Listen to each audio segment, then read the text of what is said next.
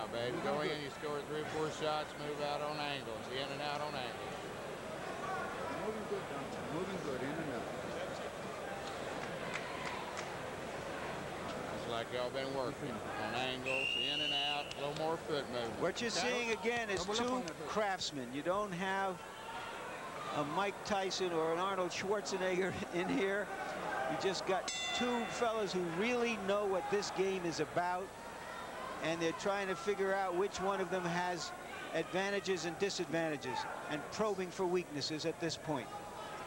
And again, we can't talk enough about the fact that in Curry's last 3 fights, butts were a deciding factor in his loss to Huntington and in his 2 wins over Montgomery and Santos. And in the first round today, Ray, he is doing the same thing. Well, I didn't expect that, but again, we've witnessed that in the first round that Donald Curry is coming in with his head.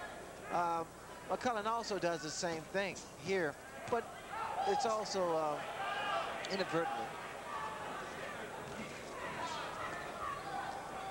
The left hook that Mike McCallum landed on Donald Curry was a good punch. I didn't think it was that effective, but the replay justified it. That left hook rocked Donald Curry. Curry got a right hand in during that exchange.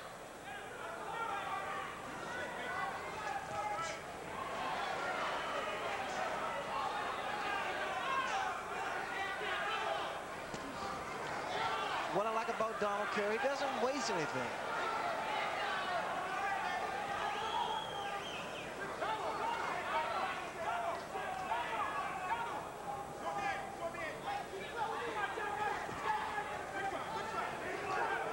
The way to beat Donald is to make him miss and then capitalize on it. You can't stand directly in front of Donald. And of course, McCallum's style historically is to be right in front of his man. Exactly. He's giving a lot of head movement. Don't hold him. You know, the other thing is that both of these fighters have made their careers on being good, solid counter punchers. And when you got 2 counter punchers in the ring, somebody's got to go another way. Oh, for sure, Barry. I think here we find that both guys are being quite tactical and waiting for the other guy to make a mistake. Donald wants to throw. Both fighters want to get that left hook off. They're not concentrating so much on their right hand. It's been with the right hand there by McCallum, but it's been the left hook. Both have been effective, and a combination by McCallum. And an uppercut by McCallum. Donald's trying to ride with the left hook, but his timing is off. He's not really riding with it. Don't push.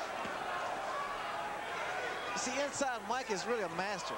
Oh, a big right hand by Curry. That was a solid right hand, and it buckled the knees of Mike McCallum. McCallum has never been down. McCallum's still not steady.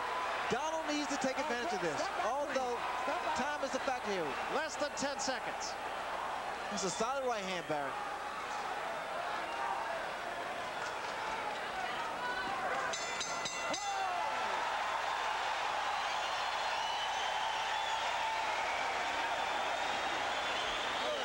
That's it. Stay right on top of him. This guy's shooting his load, baby. All right, now look. Stay right on top. You understand? Yeah. Now you feel all right? Yeah. Good. All right. Now you're going to be all right now. Just stay right on top of him. You got this guy going now. Keep that jab going. You understand? Yeah. Okay.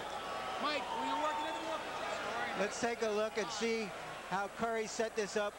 A good right hand, and McCallum had to do everything he could to keep himself off the canvas.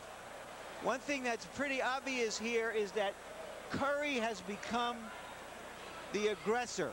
Although there are 2 counter punches, as Barry pointed out before, it's Curry who is trying to make something happen. And watch the left hand drop of Mike McCallum.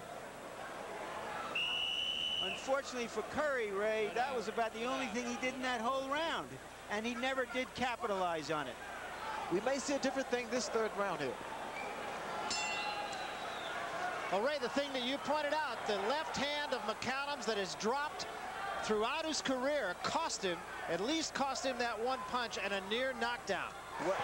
And there was another right hand. I'm surprised it's the corner of Mike McCallum didn't tell him to bring that left hand up. Bring it back to its place. Just keep an eye on McCallum's left hand. Watch where he keeps it. See, Donald is plotting. He's getting in closer. It's like a a peep show. He gets in, looks for an opening, and then he drops the right hand. He got a left hand in there, but he took a left hand in return by Curry.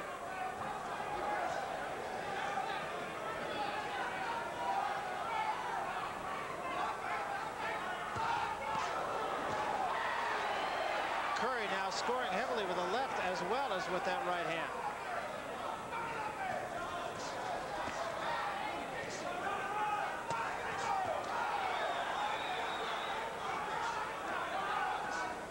It's interesting, Ray, isn't it, that Curry is also going to the body a lot in this fight.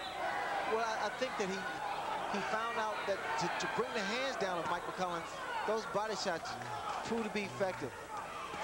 Another right hand over the left of McCallum. Curry's punch is a lot smoother, more fluent, whereas that Mike McCallum, I don't know, he just seems to be more lethargic. I don't see the snap behind his punches. Oh, great. Step back clean. Don't spin him. Don't spin him.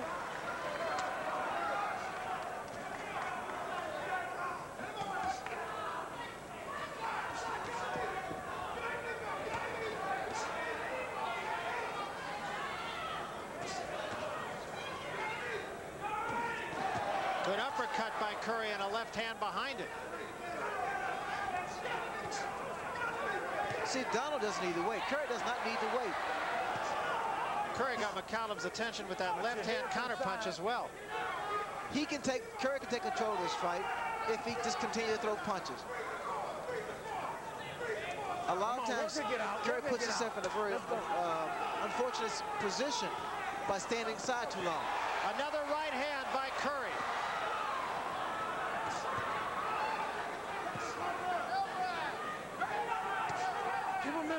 Ray, does a fighter just start to get in bad habits like McCallum's dropping the left and just not change them? I tell you, but I believe in biorhythm sometimes. Sometimes you just don't feel up to it. It's like the Monday morning blues. But you just can't have those things in boxing.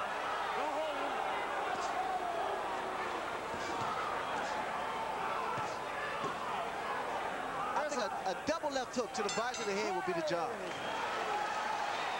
Curry in that round was starting to beat McCallum to the punch. He is the faster-handed puncher and seems to be solving the riddle. Give me that ass well.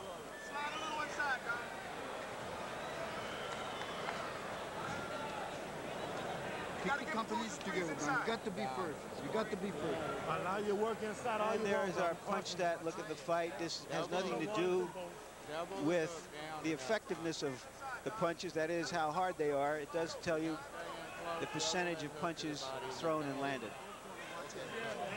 And you can see that McCallum has thrown a lot more punches and landing less.